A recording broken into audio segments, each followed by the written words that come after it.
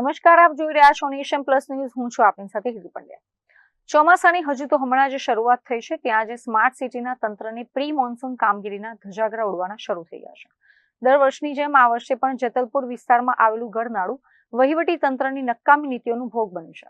માત્ર સામાન્ય વરસાદમાં જેતલપુર ખાતેનું અંડરપાસ સ્વિમિંગ પુલમાં ફેરવાઈ ગયો છે. ચોમાસા અગાઉ તંત્ર દ્વારા ડ્રેનેજ લાઇનોની સાફ સફાઈ અને પાણીના નિકાલ માટે લાખો રૂપિયાનો ધુમાડો કરવામાં આવ્યો હતો, પરંતુ પરિણામ શૂન્ય આવ્યું છે. વરસાદ બંધ થઈ ગયો હોવા છતાં ગરનાળામાંથી પાણીનો નિકાલ કેમ નથી થઈ રહ્યો, એ એક મોટો સવાલ છે. આ પાણી ભરાવાના કારણે સૌથી વધુ હાલાકીનો સામનો રોજબરોજ અહીંથી પસાર થતા વાહન ચાલકોને કરવો પડી રહ્યો છે. અનેક ટુ વ્હીલર ચાલકોના વાહનો પાણીમાં એન્જિન સીઝ થવાના કારણે બંધ પડી રહ્યા છે, જેના લીધે લોકોને કાદવ કીચડવાળા પાણીમાં પગપાળા વાહન ખેંચવું પડી રહ્યું છે. સ્થાનિક રહીશોનો આક્ષેપ છે કે દર ચોમાસે આ જ પરિસ્થિતિ સર્જાય છે, છતાં તંત્ર દ્વારા કોઈ કાયમી નિકાલ કરવામાં આવતો નથી. તંત્રની આ ઘોર બેદરકારીના કારણે વાહન ચાલકોમાં ભારે રોષ જોવા મળી રહ્યો છે અને તાત્કાલિક પાણીનો નિકાલ કરી યોગ્ય કામગીરી કરવાની માંગ ઉઠી છે.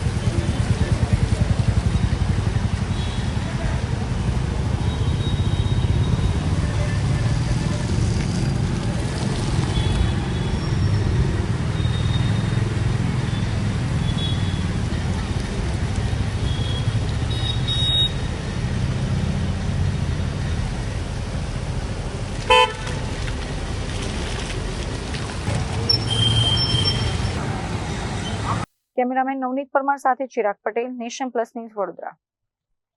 સમાચારોના સતત અપડેટ મેળવવા માટે અમારી નેશન પ્લસ ન્યૂઝની યુટ્યુબ ચેનલને સબસ્ક્રાઇબ કરો, બેલ આઇકન દબાવો અને જોડાયેલા રહો ફેસબુક, ઇન્સ્ટાગ્રામ અને ટ્વિટર પર.